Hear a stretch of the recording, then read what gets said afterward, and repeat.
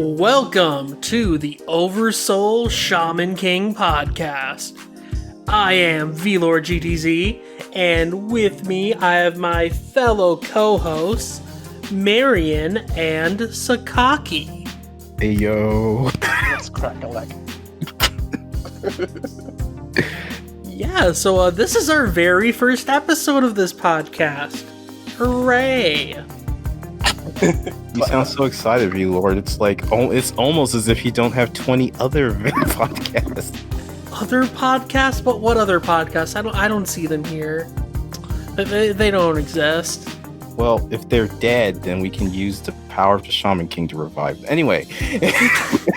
Yeah, so, I mean, I guess people who are not familiar with who we are, we host the Demon Slayer podcast, which is about Demon Slayer Kimetsu no Yaiba. And we decided to start another podcast against all good reasons. I can start better judgment. Yeah, basically. But ever since Kodansha USA announced that they were picking up Shaman King, this has been something I wanted to do at the back of my mind. Like, I am a very big fan of Hiroyuki Takei and Shaman King, and I love the series to death, so I thought, hey, might as well talk about it more, because I don't talk about it much, like, on Twitter, or really anywhere online, so it's kind of like, this is a good venting mechanism of sorts. And of course I have to rope Marion and Sakaki here, because that's a requirement at this point. I mean, we're a posse. I was going to say that we're literally your posse now. It's Entourage, but with nerdier somehow. The podcast mafia. I mean, at this point, pretty much, if we all want to start another, we're all going to start podcasts. We're all going to be on each one of their podcasts. It's going to get boring after a while. But for now, here we are doing some Shaman King. Yeah, and I guess, first off, we should talk about how we're going to format this podcast. Even on Twitter, I've had a few people ask, okay, are you guys going to cover the original series? You covering the anime? How's this all going to work?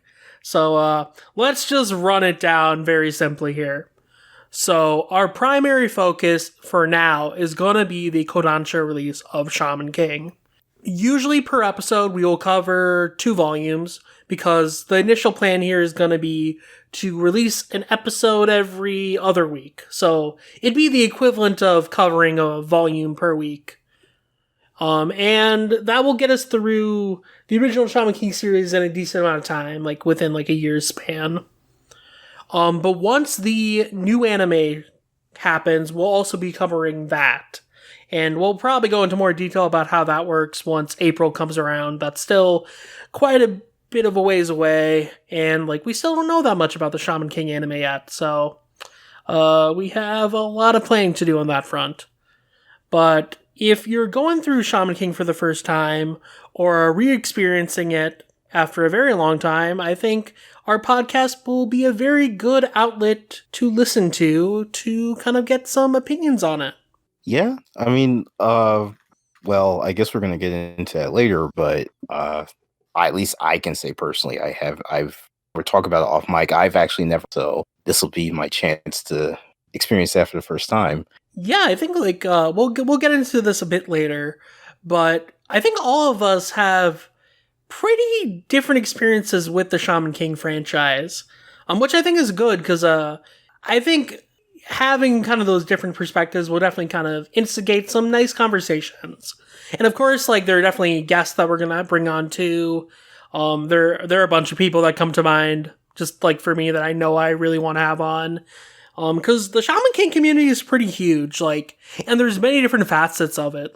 You'll see people ranging from voice actors to kind of just long-term members of the anime community that are very passionate about Shaman King for a wide variety of reasons.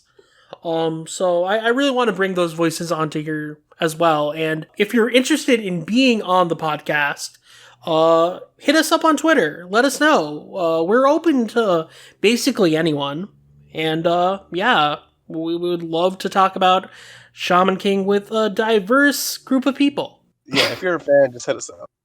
But yeah, I mean, Before we go into our experiences with Shaman King, though, I kind of just want to go through a bit of the general history of Shaman King itself. So we're primarily going to focus on just the manga. There are a lot of different facets to the history of Shaman King, from merchandise to other multimedia. But even just the history of the manga itself is pretty long and pretty interesting given what's happened with the franchise over the long span of like 2 decades. So let's just get straight into this. So Shaman King started in June of 1998. It was essentially kind of the second serialization by Hiroyuki Takei, his first series being Butsu Zone, which only lasted 3 volumes. And Shaman King kind of reincorporates some of the elements of Butsu Zone in kind of a new way, which is not too unsurprising for a lot of shonen mangaka at the time. Like, you'll definitely notice that with a lot of canceled manga by a lot of these popular mangaka, that a lot of those ideas are kind of reused or kind of re-inspired or reinvented in their future works. And Shaman King is kind of no different. But Shaman King lasted for a total of 32 volumes. But its ending originally is kind of peculiar in a way. So it came to an abrupt end in August of 2004, and Hiroyuki Takei noted it as due to fatigue and concerns about the direction that the story was going in. Specifically, like, he was worried about it becoming like too normal to what fans were expecting. So it was a bit vague and strange. And what was even stranger was that Shueisha was only going to release volume 32, the final volume, if fans demanded it. Like, they put up, I think, like, a request form at the time, and, like, they needed, like, X number of fans to kind of pledge, like, that they will buy it to even bother to release it. And I was telling Marion Sakaki this before we were recording, but part of the reason I feel like they did that is, like, it's not really an ending. Like, it kind of just stops in the middle of the arc. And I'm sure, like, people who have read the Viz release, because the Viz release is this 32-volume version, like, you'll notice, like, yeah, it just kind of stops in this one chapter, and the story is very open-ended, which is unfortunate. But this wasn't the end for the Shaman King franchise, not by a long shot. In 2008 to 2009, there was a Kazenban re-release of Shaman King, and for this re-release, Takei finally drew a proper ending. The final few volumes contain, like, a stretch of chapters that were basically, like, continued off where the magazine run had ended. It retconned the final chapter that was kind of like a open ending and kind of just did its own thing. And it came to a very satisfying and very great ending that I love to death. It is very good. But that's still not the end of Shaman King's history. After 2009, like, Takei went to go focus on Karakuri Doji Ultimo, which was a series that he collaborated with Stan Lee for. Stan Lee mainly did the concept, and then Takei kind of rolled with that and did the full series proper. And that ran for quite a few years, but even during that time, because Ultimo kind of was mainly published for most of its run in Jump Square 19, which was a quarterly magazine. But in 2012, he started Shaman King Flowers, which ran until October of 2014, when the magazine it was running in, Jump Kai, abruptly just, like, ceased production, and Shaman King Flowers was kind of left in a similar situation to the original Shaman King in a way, where it didn't really have, like, a ending that Takei had intended. And in, like, its final chapter, like, Shueisha says, like, oh, okay, there's more plans for Shaman King coming soon. But they never really came to fruition. In 2016, Takei went to go write Nekogahara at Kodansha. And then in July of 2017, Shueisha suddenly lost the rights to Shaman King. And it started to seem like Takei was cutting ties with Shueisha for the holy safe haven of Kodansha, where everyone roams free. A little too free. I mean, in my opinion, sometimes roaming a bit too free is to Takei's benefit. Okay, fair. He is a free spirit. So, was there any reason why Shueisha lost the rights, or is it just? I think he just bought them, right? Or he basically rescinded them. He took all his series from Shueisha, and it's implied now that they're all under Kodansha. yeah, it's kind of like I'm assuming it's kind of like Makoto Raikou with Yeah. Satchel. Yeah, when he moved from Shagi to Kodansha.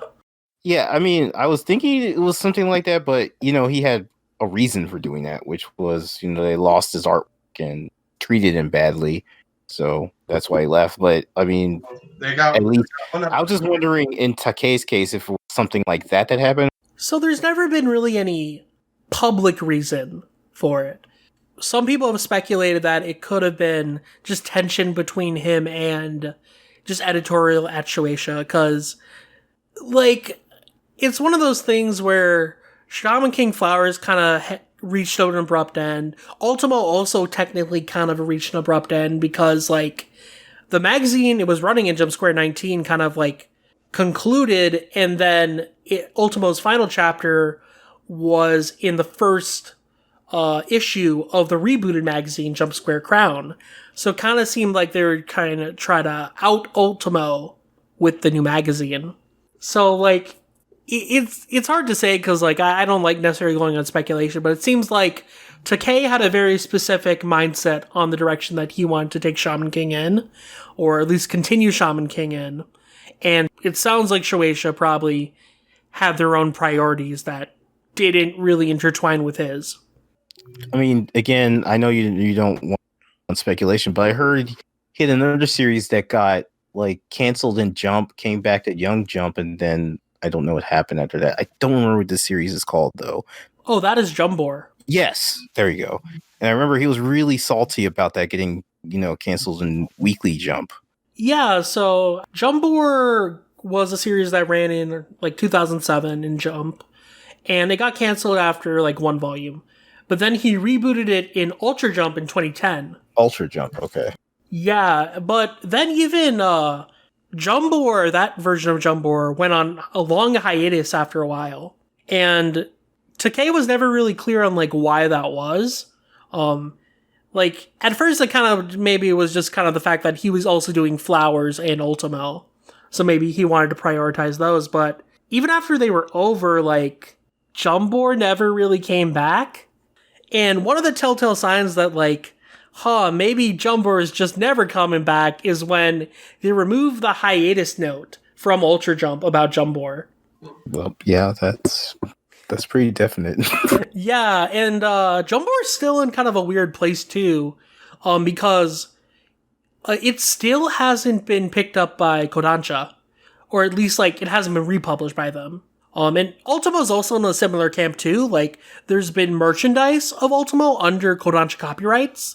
So, it's kind of implied that, all of Takei's series are now under Kodansha, but when they will be re-released by Kodansha is, kind of under question. Sounds very Kodansha of them. I mean, I didn't mean to derail. I just thought maybe that was one of the reasons why he left Shueisha. Because I know I do remember the week that. Well, I won't say I remember the week, but I just remember the TLC comment for when Jumbor ended in Weekly Jump. That there was an undeniable amount of salt. He didn't even try to be just gracious about it. He just. I think I don't remember exactly what he said, so I don't want to try. I don't want to put it out there. I know what he said verbatim. It was like this.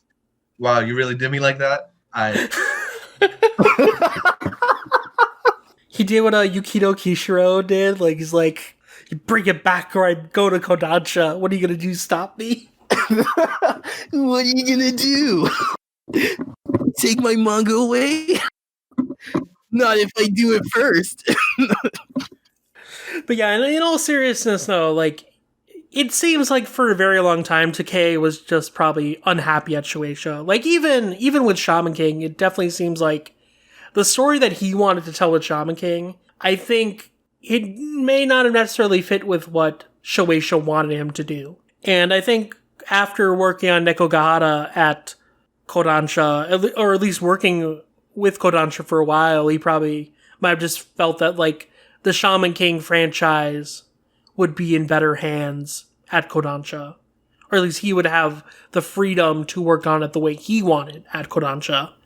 And that ties into when Kodansha kind of did pick up the series. So the first signs of this actually were in November of 2017, when there were Japanese and American trademarks for Shaman King showing up.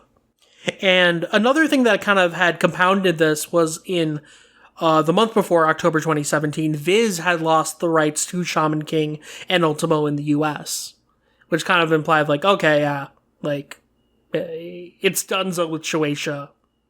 Relationship ended with Shueisha. Kodansha's my new friend. I was gonna say, like, they probably had to wait until the overseas rights expired. Yeah, probably. I mean, it's weird because, like, I think in some countries, Shaman King was still published for a while until rights relapsed. Mm-hmm.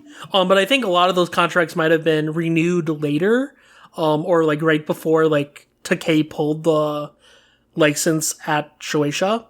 That makes sense. Yeah, but I think, like, across all boards, like, it was probably super hectic.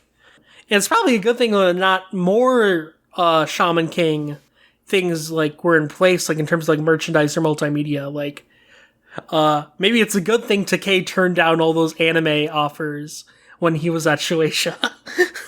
I'm just biding my time. Soon. But nah, so in December of 2017, Kodansha made the official announcement that, hey, we're bringing back Shaman King. We're gonna re-release the entire series with the true ending in 35 volumes, and we're also gonna start a new series, Shaman King the Superstar, which is kind of a follow-up to Shaman King Flowers. And that started in 2018. So 2018 kind of was the renaissance of Shaman King in a way, because Takei finally got to kind of go back to it after so long. He quickly ended Nekogahara even, which I kind of feel was just so that he could go focus on Shaman King again. Because it seems like Shaman King has always been his true love. As much as I love his other series, like, that's, I think, where his real heart really lies, and I'm happy that he's able to work on it so much. That's good. Yeah. You can always tell when an artist has, like, a certain, like a different kind of fervor for the stuff that they draw. Yeah, for sure. And, like, ever since Kodansha has gotten Shaman King, a lot of other countries, including the US, obviously, because we're getting Shaman King now, have been able to get the series. And obviously the anime is also coming out. So it's a big time to be a Shaman King fan and for the franchise in general. It's really cool to see, like, a series that kind of has been around for so long, but hasn't really been in the spotlight for a while, is getting another chance to shine. And of course, in our case, we're getting so much of it at once. For those who haven't checked Kodansha USA's release schedule for Shaman King, it's kind of insane. We're getting slapped in the face with Shaman King. Yeah, we really are. I'm worried for my wallet, but at the same time, I am so hyped. It's okay, VLord. All that money that you're not spending on review copies, it's what's fueling your Shaman King binge. Exactly. You say that, but I still spend, like, at least $100 per month on manga. So do I. God. Can I be you? Can I have your life? That's also the minimum Sakaki. Usually it's around 200. Yeah, I don't even want to talk about, like, Bookwalker pre-orders. I've seen Marion's Bookwalker. They're a madman. I've been on my Viz purchases just because, like, at least with Bookwalker I get the coins, which means I could afford more later on. Yeah, I mean, didn't you get the king rank? Yeah, this is like my... What does that even mean? Sakaki, all you have to know is that Bookwalker is a cult. Basically, once you spend over a certain amount per month, that's when you get, like, a certain rank, and that means just more percentage of coins that you earn back when you make purchases. And coins, basically, you can redeem them as, like, basically think of them as yen. Like, You can redeem them for other books if you have a certain amount. But anyways, like the Shaman King release schedule for the English digital release is packed. Shaman King Zero, Shaman King Flowers, Shaman King Red Crimson, they're all starting their releases in October. And by the time this episode is out, Shaman King Zero at the very least, its first volume, will definitely be out. So yeah, there's a lot of Shaman King to take in. And it's really awesome, because I've been wanting to read Shaman King Flowers for ages. Like, I've read bits of it here and there in the past, but like, having a proper English official release is so cool. And then there's series that I haven't even touched, like Red Crimson and The Superstar. And it's so exciting that we're able to get all of these. Like, that's a dream. That's a dream come true. Definitely. But now, I want to go into our history with Shaman King. Since I think I probably have the longest history, maybe? Who wants to start? I think I can start. Yeah. So, my very, very first exposure with Shaman King was probably like Saturday morning cartoons, like when I would like flip between Kids WB on Channel 11. I lived in New York, and then like Channel 5 with Fox Box or Fox Kids or whatever, and like I would go between like Yu-Gi-Oh and Shaolin Showdown and Batman and like whatever they give on Kids WB, and then like on Fox I would go between like Shaman King, One Piece, and like Ultimate Muscle, and then like that was basically my Saturdays for a while. I don't know how old I was, but it had to be like mid 2000s, and like yeah, like it's for kids, and like I had that ridiculous English opening stuck in my head for the longest time. Like one of my earliest memories is like it's like 3rd or 4th grade, and I'm in the cafeteria during lunch, and I'm opening my lunchbox to eat like a sandwich or something, and then like as I'm like unzipping it, I zone out, and then I just in my head I keep on like hearing like the Shaman King opening like on repeat, but it's not even like the whole song. It's just like that end part was like to be shaman. Wait, could it be my destiny to be shaman king? And then like To be Shaman King. Yeah, that part where it's like the second Shaman King overlapping the first one, and it's just like a crescendo that it just keeps on happening like over each other, and it's like I could not stop, like I couldn't unhear that, and I had like a existential crisis for like 10 minutes as like a 7-year-old in school thanks to Shaman King. Oh my god.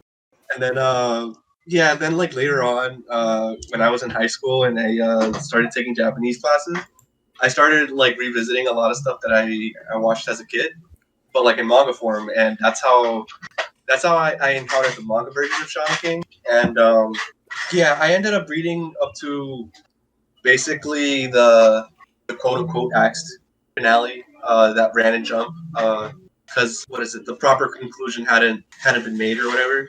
So and yeah, like that was like 10ish 2010 2011. And I haven't really like revisited it in a while, except for recently. There's been a couple collaborations with like different things. I know, like, was it like 2018? I think that the whole like Renaissance has started happening because Kodansha licensed it. There was a collaboration with Puzzle and Dragons, which is like one of my favorite mobile games, and we got that in like the Japanese server and the North American server like 6 months later, and like we got Shaman King in a fucking puzzle game, and that's what like kind of brought my attention back to the series. Now that we have the actual manga to go and like revisit, I'm like totally psyched because I want to see like how it holds up, and I was able to like I never watched like the Japanese version of the anime, so like this year was my first exposure to like the Megumi Hayashibara songs that she sang for like the OP and the EDs, and I'm just like, what? These are fucking bangers. How did I go my whole life without hearing this? Yeah, after you hear those, you just look at the English Shaman King opening and you're like, what is this trash? Okay, maybe not that, but okay, look, I cannot shit on 4Kids music sense because they did like they made some points with the fucking instrumental Yu-Gi-Oh song. That was a banger. The Yu-Gi-Oh and the Pokemon openings are good. Anything else? Nah, pass. Hard pass. Did they have Digimon too? Wasn't that Saban? Oh, never mind. Saban, they had Now- Power Rangers. No wonder. All right, that makes sense.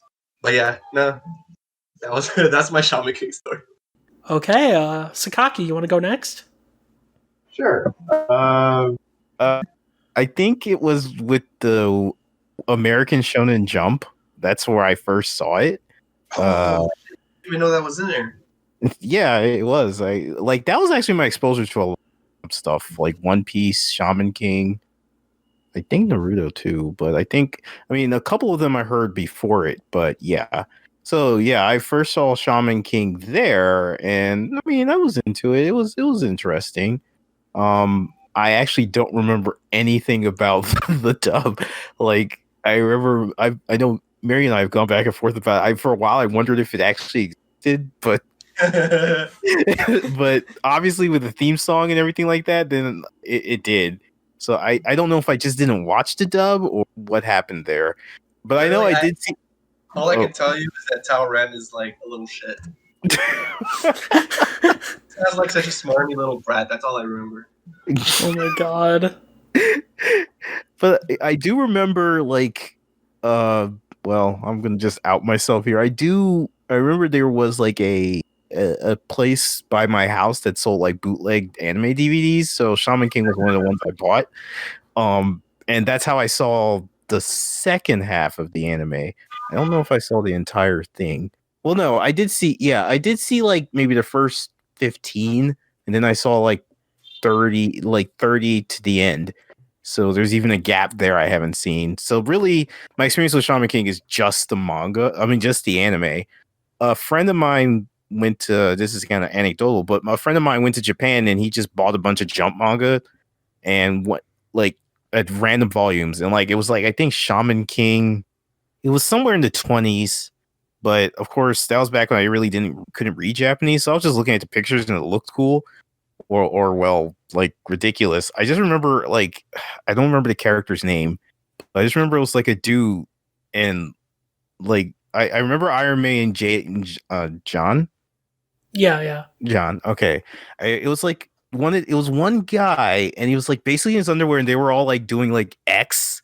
I remember they were like making like the X thing with like I don't know what their function was though, because I couldn't really read what was going on, but it was just weird to me because he's like just like in a shirt, and his underwear, and just screaming X, and that's like it's in English. So I think I know what scene that is. It's a bit of a spoiler, so I don't want to talk about it. Well, I won't. Like, I don't want anybody to spoil. This is just my experience with Shaman King. I just remember that specifically. Because although it was like Japanese, X, and then like one. Anyway, that's a spoiler. I don't want to say anymore. No. It looked amazing. I had no idea what's going on. I just like again this is probably when I was like I want to say late high school or early college. So yeah, it was really like 2003, 4, 5, something like that. So yeah, I just flipped through the volumes a couple of times, and I just randomly dude in underwear X, and then a car. So like going from watching the anime to just reading that, I'm like, what the hell happened? What am I missing? Like, and I wanted to go back and read Shaman King, but then like the whole thing with the ending and everything, I actually wanted to check out the original ending just to see what it was. Then after that, I just kind of fell off of it. I never read it again or watched it again. I did read a little bit of Flowers here and there, but I never finished that either. So like I said earlier, this is going to be my first time reading the entire series, and if the anime they already said they're going to set out to animate everything, so that'll be my first time seeing the story as Takei intended it. So but yeah, I'm looking forward to finally getting to this. I wish I could remember what volume. I don't remember, but I can probably find it after this because I know that exact chapter that you're talking about. It's a pretty memorable chapter because I think like me and Lum, when we were prepping for our Shaman King episode for Manga Mavericks, That was one scene that we both like were like choked up laughing about. I remember listening to that episode, the Manga Mavericks episode. Yeah, that's a really good episode. For those of you who don't know, me and my sibling, Ramayasha, and Shonen Jump extraordinaire expert, Maxie Bernard, did a very good episode about the entire original Shaman King on the Manga Mavericks podcast. So if you've read all of Shaman King and you kind of want a full retrospective on it, I highly recommend listening to that. It's really good. It is. I recommend it. I think I did listen to it. Yeah, I remember now. Yeah, I did. I would recommend it. I'm thinking back on. I'm thinking back on it. I'm like, did I listen to it? Yes, I did. I love how you had to take a few seconds there. It's like, did they do a good enough job? It was a great episode though, and I say that as somebody who really doesn't. I don't even listen to the podcast I'm on just because I don't like the sound of my own voice. So, but yeah, I really enjoyed that episode, and I think that was something that kind of jiggled. Like, I'm pretty sure I would have forgotten about that chapter if it weren't for that episode. And I remembered about it again. I was just like, oh yeah, I actually read that one, or well, looked at it. So, but yeah, that's my Shaman King history. So I'm looking forward to finally being able to complete this series. Yeah, I'm excited to hear your guys' thoughts as we go through it. Oh, you know what's funny, actually? I forgot to mention, Puzzle and Dragon spoiled me, because now I know Hana Asakura exists. I can't believe Yo fucks. He's literally on the cover of Flowers. I don't know. I can tell you why that's hilarious to me, but that's really gonna derail. So yeah. Marion, when two adults love each other very much. Oh my god. I have so many dirty oversoul jokes right now, but I'm gonna just not. Yeah. We can save those for another time. Yeah. VLord, Anna's supposed to be my waifu. Oh, I'm sorry, Marion. Like, Nah, I literally don't care. yo already tapped that. So. Oh god. I mean, he should have. He was like the So, VLord, what about your history before this He was gets the worse? looking He should have. Otherwise, I would have been severely disappointed. Like, I have never seen a protagonist with more swag than he does, with his fucking headphones and his like fucking loose fitting pants and shit. Yeah, that's something that I really love about Takei's art, though. Is just like it's got this like it's got this uniqueness to it that it looks really weird if you're just reading for typical anime and manga, like, and then you're reading like you read through all these other manga, then you get to Shaman King's. What the hell is that? And wow, this protagonist looks like he's smoking weed. It kind of reminds me a little bit of Capcom stuff because everybody's feet are huge. Oh, word! You're actually right. But I love it though. I really like it though. It's got this kind of like sort of hip hop-ish vibe too, which I really like. Yeah, for sure. Quote unquote urban feel. Yeah. But anyway, VLord, sorry. Yeah, so I guess going into my history, I got into Shaman King probably around like early high school. So like I would be like probably like 13. And I was familiar with Shaman King before that, like very long before that. I remember seeing like bumps for it and stuff. I think probably on like Foxbox or like whatever, and just like online places as well. But like I think because of the 4Kids dub, I just wasn't interested in it. Like Valid. that was like a huge turnoff. But it was one of those things where I was like, okay, yeah, the manga looks cool. I'll read it eventually. Maybe, probably, holds off for like 5 years. But what finally made me read Shaman King was actually Karakuri Doji Ultimo. So when I was actively reading the American Shonen Jump, Ultimo was still running in it. And I really love just the aesthetic of Ultimo. Like, Ultimo has its fair share of problems, but just on a solely like kind of art and just paneling perspective, Ultimo looks amazing, and the character designs are so badass. And when I realized like, oh hey, this is the same guy that did Shaman King, well crap, I have to go read Shaman King now.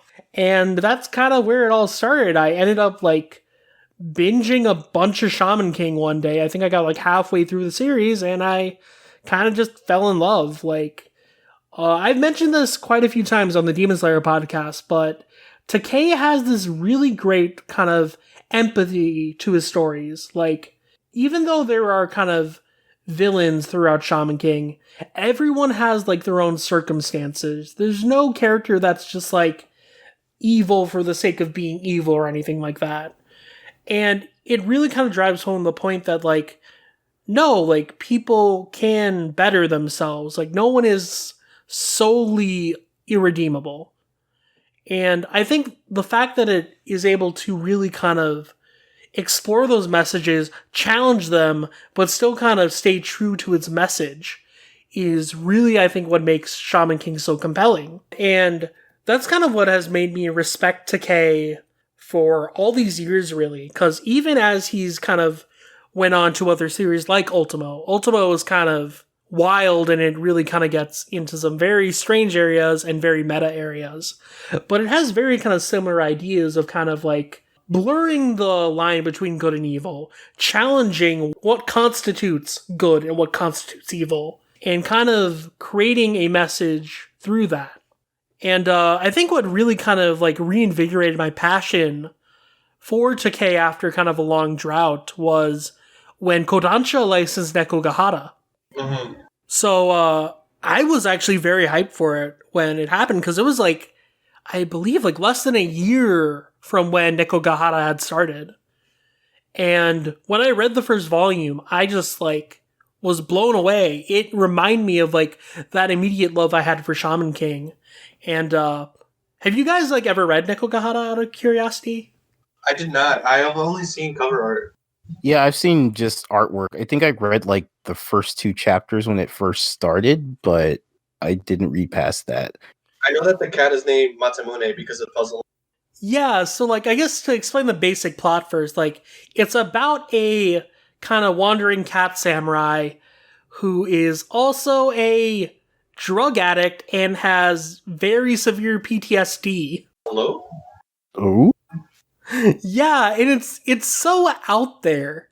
Like, and it, despite all this, despite it being so strange just conceptually, it still sticks to those same themes. Because, like, yeah, we have a protagonist who is in a very kind of gray area in terms of morality. Like, he'll kind of just kill people while he's in these kind of, like, drug-induced states. But there's also still greater enemies and greater kind of prejudices in the world of Neko Gahara. And it was that type of stuff that really reminded me, like, hey, Shaman King really was just amazing.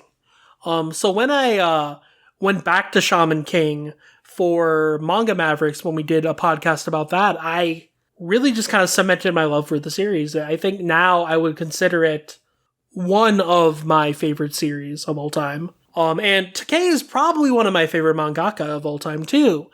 His series are not always consistent. I will be the first to say that. He is not great at endings. Part of that might just be from the various difficulties he's had with publication, but a lot of his stories kind of just like sprint to an ending. But despite that, there's so many amazing ideas in Shaman King and his other works that I don't see from other mangaka.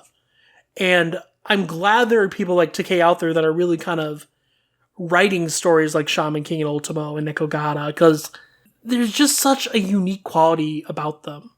I completely agree. Just like his particular take, like you said, like a lot of his works have like empathy and just like the way that it's handled with like his characters and how they particularly like treat each other within their world is just fascinating. Yeah, and I think one thing I'm really excited about when we're going to reread Shaman King here is just kind of getting to re-experience that and kind of re-study it with a greater lens. I think especially after seeing kind of similar themes in Demon Slayer, I'm interested to see how Shaman King kind of holds up to kind of a more modern take on those themes. Mm-hmm. And I think it'll hold up pretty well, because it's Takei. Takei does a good job. Yeah, I'm looking forward to it as well. I'm just remembering like some stuff with like the whole not struggle, but like the dynamic between Yo and how their ideals like just kind of clash. And like, man, like I am super excited to revisit this shit. Yeah, and like the Yo How relationship in particular is, I think, one of the best examples of that, because like the series for a long time kind of paints How as this kind of irredeemable villain, but it explores like from Yo's perspective, who Yo is more of a pacifist. Despite like Shaman King technically being a battle manga, it has like very heavy pacifist themes, because like yeah, Yo is a fighter in a way, but like he's not necessarily looking for a fight. He's not brimming with like bloodlust. He's not Yeah, like he more prefers kind of like just solving things in a more peaceful manner. And the way it explores that with How, who is kind of the extreme degree of kind of an enemy, and a dangerous person who has done horrific things, is kind of really interesting. And I'm definitely interested in seeing how you guys react to the ending of Shaman King when we eventually get there, because I think that drives home those messages, I think, the best. And it's why I kind of really do love the ending of Shaman King. It's very strange, and I'm not sure if like Takei would have been able to write something like it if it had been written while he was still doing the Shonen Jump run. But I'm glad it ended the way it did.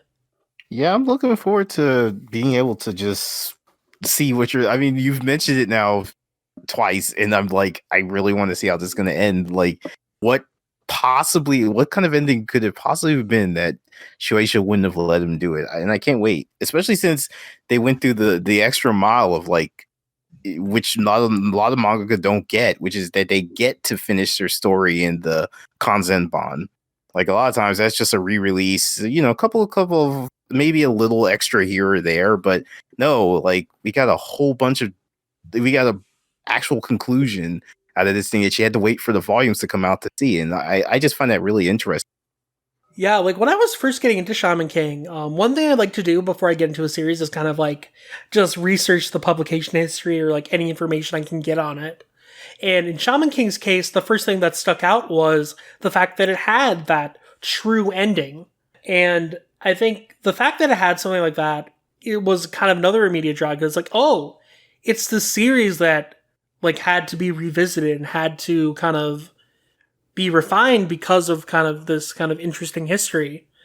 And yeah, I think the fact that it was able to get that ending is really a testament to how Shaman King has held up in the minds of its fans and like just readers in general. Like you see this also in just the American fandom for Shaman King. Even the people who have only watched the anime, there's a lot of love for it. You don't see that many people that are just straight up dissing Shaman King. Like, it's usually like people who are just have very high praises for it, whether it's the anime, whether it's the manga, whether they've read the true ending or only read the magazine run ending. And I think that is just a very kind of interesting thing that I think really kind of has made Shaman King such a evergreen franchise. But yeah, I mean, do we have any like other thoughts? Yeah, for the most part, I completely agree with most of what you said. I think, like, just going into this re-release of the manga, that ending is what I'm looking forward to the most, especially because it's been so long since I've read the series, and, like, I only read that, like, the unfinished ending, basically, of the magazine run. And, I'm also curious to see just how the story continues with like the sequels, and considering like I think we're getting most of them like they're getting published like near the same time, right? Yeah, so all of them except for the Superstar are getting released in October, and then the Superstar is getting released in December. Aside from those, there's Shaman King Marcos, but Marcos has not been licensed yet. Okay, so yeah, that's just a lot to look forward to. And seeing, I want to see like how Takei kind of like that absence in between, like the original ending for the original series, and then like how the sequels work out like in terms of writing. That's something that I always look forward to when it comes to seeing like the growth of an artist and like how maybe their writing sensibilities change. Yeah. Yeah, I mean, one thing I'm definitely looking forward to with the newer series is just Takei's more refined like artwork. Because just if like you've read Nekogahara, he goes ham on some of the panels there. Yeah, and I'm also like, I'm super into like the updated designs for covers. I'm curious if like the release has like the original covers, because I remember VLord, do you remember some of those covers or the original volume covers, that there were some that were like super just what the fuck happened? I think there was one where it was it like Yo, and like it was like Year of the Monkey or something, and like the only thing they had was like they took that that little doodle that he drew for the cover of with like Yo in like a monkey suit or something, and then like they blew that up and put it as like a cover on one of the volumes with like nothing. Oh special. Yeah, I know that cover. Have you seen the redrawn version of that? I have not. It is amazing. So Takei kept that drawing, but he made it so good. It's insane. Oh my god. I almost don't want to spoil myself, but I have to. Like, I need to see what the fuck he did with that. I can literally post in the chat right now if you want. Yeah, do it. Because I remember listening to the Manga Mavericks episode, and you guys were talking about that for like 5-10 minutes. Yeah, like I completely forgot about that. Because it's such a strange cover. I didn't even know at first. The first time I read that volume, I didn't know that it was just like a reused asset from that magazine issue. Okay, I'll post the redrawn. Holy shit! Oh wow! The glow up, the freaking glow up. Oh my god! And the fact, I love it. And the fact that he had the choice of drawing a better cover or something cooler, and he just glowed up the other one. I mean, that's the thing, though. Like, a lot of the new covers are roughly the same, but they look so much better because, like, you can really tell Takei is kind of just only refined as an artist over time. Oh yeah, no, I'm looking at these things. It's like they're two different people almost. Gosh. Okay, now I'm really looking forward to it. I like this artwork back when it was in Jump. Well, if it looks like this now. I mean, I'm also like Marion had mentioned it. Yeah, I'm really looking, since there are so many spin-offs, I'm really interested in how they all fit together. Yeah, so like a lot of them are either kind of sequels or spin-offs. So like Zero is obviously a prequel, Flowers is a sequel to Shaman King, and Superstar is a sequel to Flowers. And then Red Crimson is a spin-off of the Superstar, and Marcos is also a spin-off of the Superstar. Okay. And then Superstar is actually, I heard it's ending soon. Yeah, Superstar is ending soon. So I'm not sure if Takei is going to make another mainline after Superstar, or just focus on Marcos, but I guess we'll see. Oh, but I forgot to mention my favorite of the redrawn covers. The Volume 32 cover, where it has Princess Hao. So do you guys know about Princess Hao? I've heard things. Yeah, so it's from like a dream sequence that Manta has at one point. And people jokingly call the original ending of Shaman King the Princess Hao ending. I've heard of that. Yeah, that's what I heard too. So it only makes sense for Volume 32, the volume that would have originally ended Shaman King, to have Princess Hao on the cover. I mean, wow. That looks really good, actually. This is like a reverse Anasui in JoJo. You heard it here. But no, like, legit, like, I am so excited for this new release of Shaman King. Not only the digital release, but also the print release. I'm going to be picking up every single volume physically. I own all of Shaman King from the Viz release, so I own those first 32 volumes. But I don't care. I'm going to buy it all again. Because not only is there the those final few volumes that have the true ending, but there's also 2 chapters in between that have a very important fight that is actually not in the original release. Like, literally, Takei just skips the fight, and 2 major characters die in that fight. Holy shit. Wow.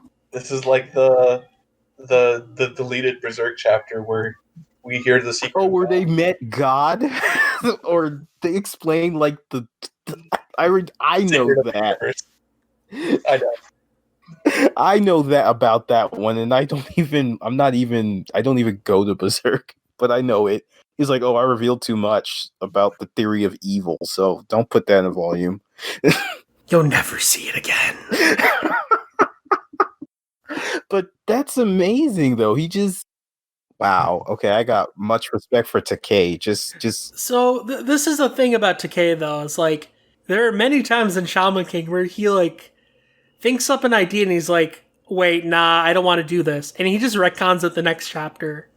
Like, there's this one chapter where like Ren is outside his body, and at the end of the chapter, Ren's like stopping like something from coming at him. But in the next chapter, he retcons that final scene, and Ren's still like outside his body. He only imagined it. Well, it's not even that; they don't even acknowledge it. That's silly. Takei sounds amazing. I would have said some bullshit like, "Oh yeah, no, Ren actually performed oversoul on himself to release his soul." Oh God! I need to read this series because Basically, Takei, if you're listening to this, hit me up. I mean, Marion's already the shadow editor for Demon Slayer. exactly.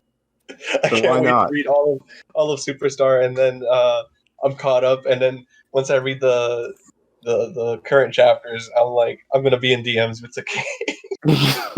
Just slide. Marion, you just need to do YouTube live reactions at this point. I need to move out first, otherwise I'm being too loud. Mad YouTube theories. Oh man, But I think this is a good sign for us to wrap up. yeah, sounds good. This is a very fruitful discussion for a first episode. Yeah, for sure. And next episode, we will be covering Volume 1 of Shaman King. That will be like the only episode where we probably only cover one volume. Because since it's 35 volumes, it kind of makes sense to have the first one just be a single. Because then it's divisible by 2. Yep. That makes sense. So yeah. So let's plug our stuff and get out of here. So, Marion, where can people find you? People can find me on Twitter at Microwavy, the E before the V. I co-host a bunch of other podcasts at Haikyuu Pod on Twitter for Haikyuu. What else? At Good Friends Cast. It's Good Friends Anime Club. My personal podcast that I host with some other people. At Dorohedoro Pod for Dorohedoro. Sometimes I'm gonna be guesting like more regularly on at MHA Pod for My Hero Academia. And yeah, we also co-host the Demon Slayer podcast together at D Slayer Podcast. Besides that, I write reviews and editorials for Toonami Faithful at ToonamiFaithful.com. I just released one today, actually, for all you shonen nuts. I wrote about Black Clover because I love me some generic shonen. Yeah, I wrote about how good Noelle is a character because, believe it or not, Black Clover has some of the best written female characters, and Noelle Silva is one of them. So you can check that out. Oh, heck yeah. I agree. And I also write on my personal blog, heavensdoorknob.wordpress.com, and I also write for Sakaki. You want to plug in your site, Sakaki? Yes. Marion writes for R at this point. Our blog, WSSTV, Weekly Shonen Sunday edition, Weekly Shogakukan. What is naming? What's the point of name? Anyway, we will talk about Shogakukan with the focus on Shonen Sunday. So, and Marion actually has been contributing a lot of our non-Shonen Sunday stuff, which is really great because, Shogakukan is huge, and unfortunately, because they're not as free as Kodansha, and they're not as basically everywhere as Shueisha, and they get they're the underdogs. So it's nice to do something to show, hey, there's another manga publisher with a whole bunch of great stuff out there. So yeah, you should definitely check out Marion's writing there. Well, there's also the Twitter at WSS Talkback, where that's where my domain is. You should start writing stuff for my own blog.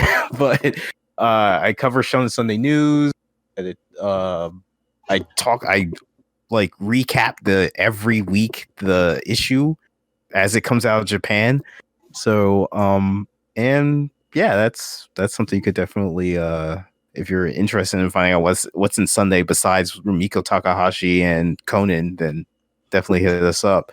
I too write for Tsunami Faithful, although lately I haven't written anything and I really feel guilty about that. So I really should try to figure out something that I can contribute. It's okay. I picked up the slack for you this month. You picked up the slack for both of us. CJ's out to get me. Yeah. CJ's probably gonna find me. It's okay. CJ's happy because of me, so you're off the hook for now. There you go. Yeah, I write for Tsunami Faithful. And I'm drawing a blank. I mean, you can also check me out at Kirobon. That's my personal Twitter. There's nothing really there, but if you're interested, sure. And as we've stated several times, Demon Slayer podcast, I really should get my own podcast. Everybody here has got like 7. And now counting this one, I've got basically 2 or 3. Another Day, Another Adventure, Dragon Ball podcast, which I'm doing with Colton. We're covering all of Dragon Ball. If it was animated and has Goku in it, we're going to talk about it. Wait, so has that started yet? I feel like, I mean, I know there's a Twitter. I think you're probably, isn't Colton like building up episodes for like a backlog? Yeah, I think so. I mean, yeah, I know definitely there's I think there's a Twitter, I should say. But, I mean, if not, then definitely cut this out. But yeah, that's where you can find me. I feel like I forgot something, but that's fine. Yeah, I mean, definitely follow both of these guys. They're both awesome. But if you're interested in what I'm doing, you can find me on Twitter at VLordGTZ. I'm usually on there to talk about whatever I'm up to, which is mainly reading manga, writing reviews, and not sleeping. So yeah. If you're interested in any of those 3 things, I'm not sure why you would be interested in me not sleeping though, but I mean, anyways, just look at my Twitter. That's just hashtag relatable, VLord. I guess. I don't know. But I also write manga and light novel reviews for all-comic.com. So if you're interested in any manga or light novels, I highly recommend checking out those. We got some really cool reviews up on there. And I also write for Tsunami Faithful. Not much lately, but hopefully I will have a new editorial piece up by the time this episode is up. So yeah, go check out my stuff over on TsunamiFaithful.com. Fingers crossed. Fingers crossed, yes. I'm also going to start streaming on Twitch, so you can find me on Twitch over at twitch.tv/VLGTZ. I'm mainly probably going to stream PS4 and Switch games, so if you're interested in anything on those consoles, hit me up. Picross. I don't think I've ever played Picross. Me neither, but I've been Picross pilled, and it's fucking awesome. Well, okay then. But as Marion and Sakaki have mentioned before, we all host the Demon Slayer podcast, which is on Twitter at DSlayerPodcast. But I also host the Dumb Weebs podcast, which is a general anime and manga podcast. And that is available on Twitter at DumbWeebsPod. So go check out that as well. But as far as the Shaman King podcast is concerned, you can find Oversoul on Twitter at Shaman King Pod. And we'll be posting updates about when the podcast is out on there and any other related Shaman King stuff that we find interesting. And the podcast is streaming on basically every podcast streaming platform. Spotify, Anchor, Apple Podcasts, you name it, we're there. So just go find us. And that applies also to Dumb Weebs and Demon Slayer Podcast as well. We are everywhere, far and wide. But that does it for this episode, so we will see you guys later.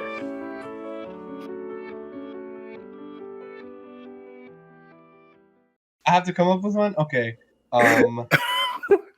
Just end it with me singing that I recorded on my end. Look around you, look beyond.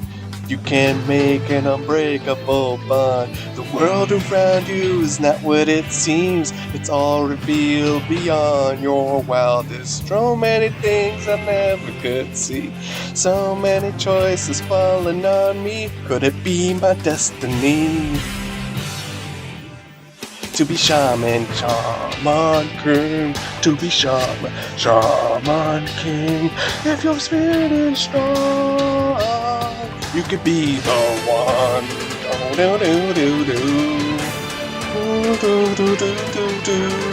Look in the world in a different light, and I know what it takes to make it right, and I won't give up the fight. To be Shaman King, Shaman King. Down, down, down.